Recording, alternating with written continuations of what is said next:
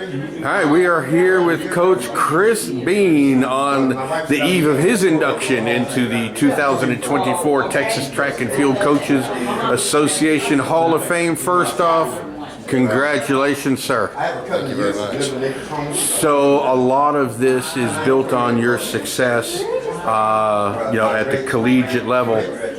Tell me about that success, because I lost count to it. 29 national titles? 32. All right, I shortchanged you. Well, that includes some half marathons and things like that as well. All right, so tell us about that success. Well, there's a lot to be said about being at the right place at the right time. I had some great mentors, which in my speech tonight I'm going to address, Coach Kinley being one of them, and one of the guys that helped me get the job over there. But Coach Tubb, who was my athletic director, was one of those guys who wanted to win and was willing to support what we needed to do to win. And I went in and created a lot of relationships with a lot of Division I coaches that we're going to have to place kids to for 2 years, be able to get their degree at a junior college first, and then fortunately I had a guy named Blaine Wiley working with me, who was there for 29 of those 32 national championships as my assistant coach, who's at the University of Alabama as the sprints and hurdles coach there.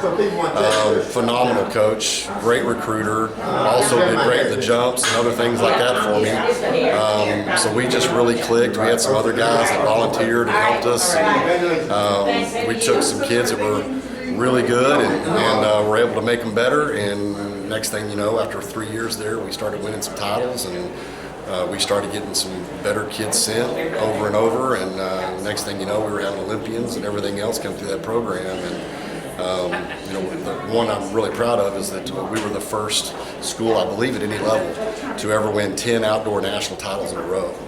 And that overtook Glenn Junior College's record, and that was one I was really proud of.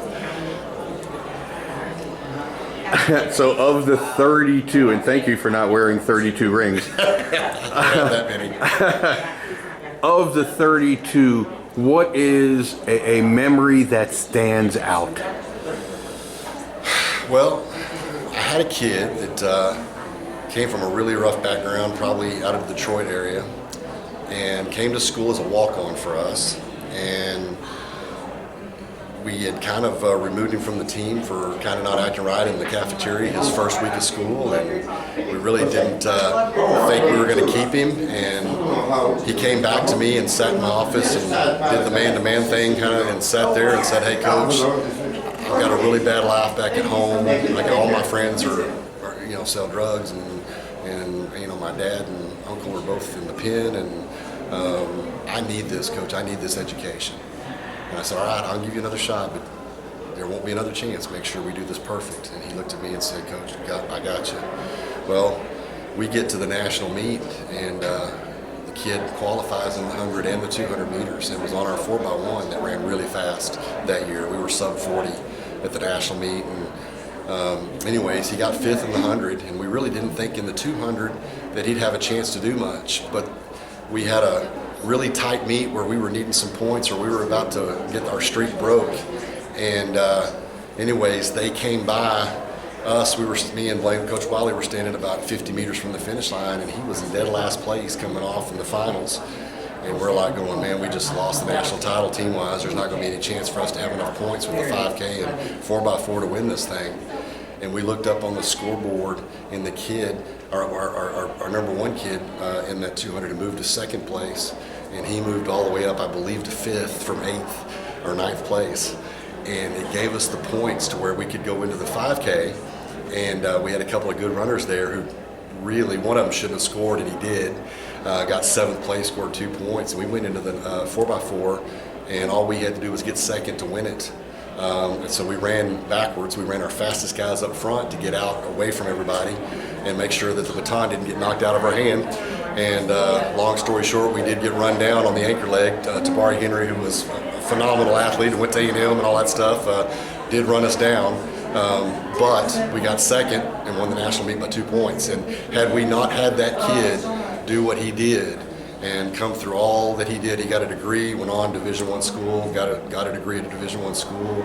It really changed his life. But that was one of those deals where junior college is just different. You know, you can really make an impact with kids that come from some really tough situations, and that's one I'll never forget because he really came out of nowhere as a walk-on who shouldn't have scored a point for us at the national meet because it's really tough, and he ended up scoring in both the 100 and the 200. His points were the difference in us winning the national title. Wow.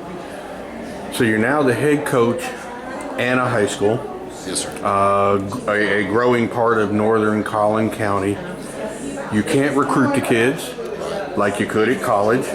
So from all your collegiate experience, what are you taking from there to now teach the kids who you just get because they're high school kids? Well, you know, it's kind of a tough question, I think, to answer. It is harder. It's a lot harder at the high school level because the challenge is not that you can't recruit so much, but that you are recruiting them from other sports. Right. And, you know, kids at that age always are more apt to be into team sports. It's more fun. And, you know, track and field has its fun moments, but, you know, it's hard.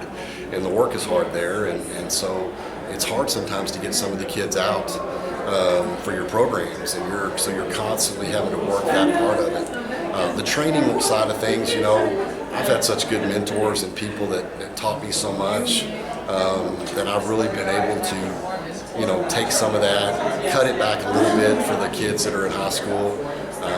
And then still, you know, I still touch base with a lot of those guys and talk training and stuff at the college level and say, hey, look at my workouts. What am I doing wrong? You know, what am I doing too much of? And what do I need to cut back on? And, you know, you can't ever stop learning. And so even at my age, you know, and I say my age, I'm not super old, but kind of at the later age, I guess, of coaching, that I still try to, you know, do the best I can for those kids. Well, that's awesome because I know my team's going to see yours early in the season. Yes, sir. So once again, Coach, congratulations. It's time now to influence a whole generation of high school kids.